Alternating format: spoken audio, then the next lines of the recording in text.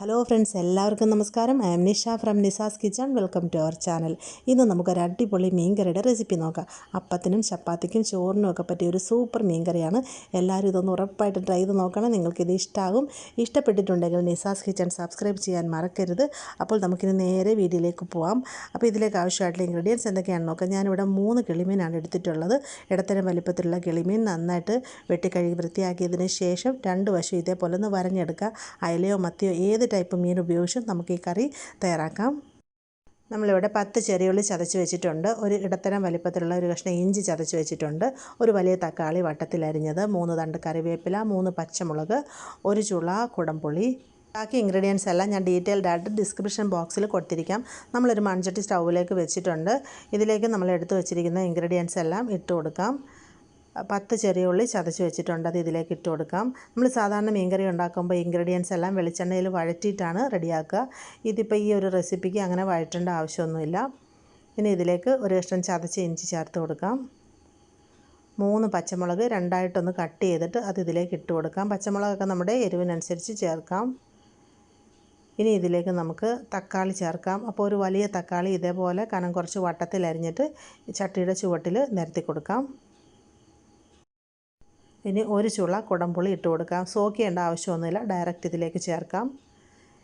ഇനി കുറച്ച് കറിവേപ്പില ഇട്ട് കൊടുക്കാം.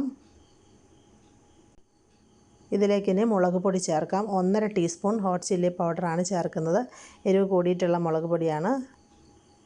ഇനി ഇതിലോട്ടൊരു 1/4 ടീസ്പൂൺ മഞ്ഞൾപ്പൊടി ചേർക്കാം. പാകത്തിനുള്ള ഉപ്പ് ചേർത്ത് കൊടുക്കാം. ഇനി ഇത് വേവിക്കാൻ ആവശ്യമായിട്ടുള്ള വെള്ളം ഒഴിച്ചു കൊടുക്കാം.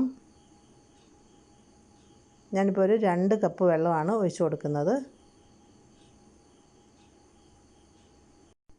ഇനി നമുക്കിതൊന്ന് മിക്സ് ചെയ്യാം. തവി ഉപയോഗിച്ച് മിക്സ് ചെയ്യാതെ ചട്ടി ഇതേപോലെ ഒന്ന് ചുറ്റിച്ച് മിക്സ് ചെയ്യുക. ഇനി നമുക്കിതിനെ നന്നായിട്ടൊന്ന് തിളപ്പിച്ചെടുക്കണം. ഇത് നന്നായിട്ട് തിളച്ച് വന്നതിന് ശേഷം വേണം ഇതിലേക്ക് മീൻ കഷ്ണങ്ങൾ ചേർക്കാൻ. അടച്ചു വെച്ച് കൊടുക്കാം. നമ്മളൊരു 5 മിനിറ്റ് ഇതിനെ അടച്ചു വെച്ചു. അടപ്പ് മാറ്റി നോക്കാം. ഇതിപ്പോൾ നന്നായിട്ട് തിളച്ച് വന്നിട്ടുണ്ട്.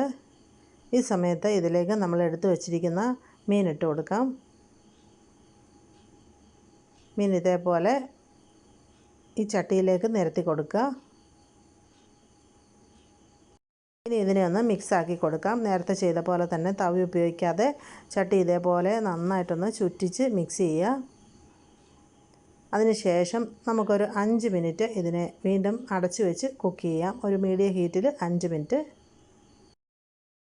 ഇപ്പോൾ ഒരു 5 മിനിറ്റ് കഴിഞ്ഞിട്ടുണ്ട്. അടപ്പ് മാറ്റി നോക്കാം. നന്നായിട്ട് തിളച്ച് വന്നിട്ടുണ്ട്. ഈ സമയത്ത് ഇതിലേക്ക് നമുക്ക് 1 കപ്പ് കട്ടിയുള്ള തേങ്ങാപ്പാൽ ചേർത്ത് കൊടുക്കാം.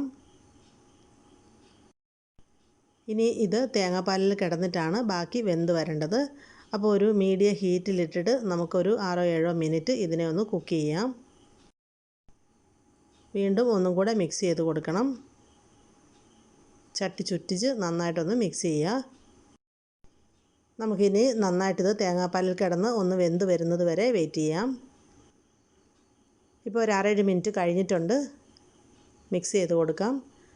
ഇപ്പോൾ ഇതിൻ്റെ ഗ്രേവിയൊക്കെ നല്ല തിക്കായി വന്നിട്ടുണ്ട്. ഈ കറിയുടെ ഗ്രേവി നല്ല തിക്കായിട്ട് കഷ്ണങ്ങളിലൊക്കെ ഗ്രേവി നന്നായിട്ട് പൊതിഞ്ഞിരിക്കുന്ന ആ ഒരു കൺസിസ്റ്റൻസിയാണ്. ഈ സമയത്ത് ഇതിൻ്റെ ഉപ്പും എരിവും പുളിയൊക്കെ ഒന്ന് നോക്കാം. എല്ലാ ഫ്ലേവറും കറക്റ്റാണ്. ഇനി എക്സ്ട്രാ ആയിട്ടൊന്നും ചേർത്ത് കൊടുക്കേണ്ട ആവശ്യമില്ല. ഇനി നമുക്കിതിനെ ലോ ഹീറ്റിൽ വെച്ചിട്ട് വേണം കുക്ക് ചെയ്യാനായിട്ട്. അപ്പോൾ ഈ സമയത്ത് നമുക്കിതിലോട്ട് കുറച്ച് വെളിച്ചെണ്ണ ഒഴിച്ചു കൊടുക്കുക. ഇപ്പോൾ മാത്രമാണ് നമ്മളിതിലോട്ട് കുറച്ച് വെളിച്ചെണ്ണ ഒഴിക്കുന്നത്. ഒരു 2 ടേബിൾ സ്പൂണോളം പച്ച വെളിച്ചെണ്ണ ഇതിലേക്ക് ഒഴിച്ചു കൊടുക്കുന്നുണ്ട്. ഇനി കുറച്ച് ഫ്രഷ് കറിവേപ്പില ചേർത്ത് കൊടുക്കാം. പിന്നെ നമുക്കൊരു 2 മിനിറ്റും കൂടെ ഇതിനെ ലോ ഹീറ്റിൽ വെച്ചിരിക്കാം. വെളിച്ചെണ്ണയുടെയും കറിവേപ്പിലയുടെയൊക്കെ ആ ഒരു നല്ലൊരു ഫ്ലേവർ ഈ കറിയിലോട്ട് ഇറങ്ങാൻ വേണ്ടിയിട്ടാണ്. ഇപ്പോൾ 2 മിനിറ്റ് കഴിഞ്ഞിട്ടുണ്ട്. കറി റെഡിയായി കഴിഞ്ഞപ്പോൾ കണ്ടില്ലേ, ഇതിൻ്റെ എണ്ണയൊക്കെ ഒന്ന് തെളിഞ്ഞ് വന്നിട്ടുണ്ട്. ഈ ഒരു കൺസിസ്റ്റൻസിയിലാണ് സ്വിച്ച് ഓഫ് ചെയ്യേണ്ടത്. ഞാനിപ്പോൾ സ്റ്റൗ ഓഫ് ചെയ്തു. നമുക്കിനി ഇതിനെ സെർവിങ് പ്ലേറ്റിലേക്ക് മാറ്റാം. നമ്മുടെ സൂപ്പർ മീൻ കറി ഇവിടെ റെഡി ആയിട്ടുണ്ട്. പൊറോട്ടയുടെ കൂടെയോ പുട്ടിൻ്റെ കൂടെയോ അപ്പത്തിൻ്റെ കൂടെയോ എന്തിൻ്റെ കൂടെയും നല്ല കോമ്പിനേഷനാണ്. ഇതിൻ്റെ ഒരു ഗ്രേവിക്കൊക്കെ അടിപൊളി ടേസ്റ്റ് തന്നെയാണ്. നമുക്ക് വളരെ പെട്ടെന്ന് ഉണ്ടാക്കിയെടുക്കാൻ പറ്റുന്നൊരു സിമ്പിൾ മീൻ കറിയാണ്. അയലയോ മത്തിയോ നെയ്മീനോ നമുക്ക് ഇഷ്ടമുള്ള ഏത് മീൻ ഉപയോഗിച്ചിട്ടും ഇത് റെഡിയാക്കിയെടുക്കാം. ട്രൈ ചെയ്ത് നോക്കിയിട്ട് ഇഷ്ടമായിട്ടുണ്ടെങ്കിൽ നിങ്ങളുടെ ഫീഡ്ബാക്ക്സ് എഴുതി അറിയിക്കാൻ മറക്കരുത്. അപ്പോൾ മറ്റൊരു നല്ല വീഡിയോ ആയിട്ട് വരുന്നത് വരെ എൻ്റെ എല്ലാ കൂട്ടുകാർക്കും നന്ദി, നമസ്കാരം.